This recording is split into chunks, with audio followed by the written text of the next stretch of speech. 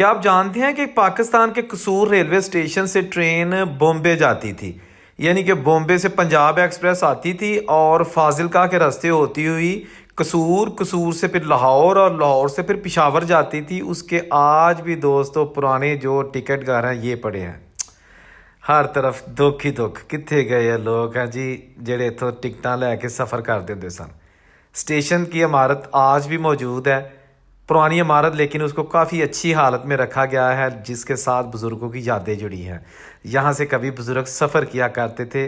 आज नई नस्ल तो मौजूद है, वो पुराने बुज़ुर्ग मौजूद नहीं। और ये रही वो पटरी जो कि इंडिया जाती थी। अब ट्रेन नहीं जाती, 75-76 सालों से ट्रेन बंद है। और ये पटरी का भी बुरा हाल, बैरियर्स लगा के बंद किया गया है इसको। और इसके आगे आप देखें कि बिल्कुल आगे ट्रेन ख़त्म हो जाती है लाइन। और अगर ये मुकम्मल आप वीडियो देखना चाहते हैं कमेंट करें, मैं आपको लिंक सेंड कर दूंगा।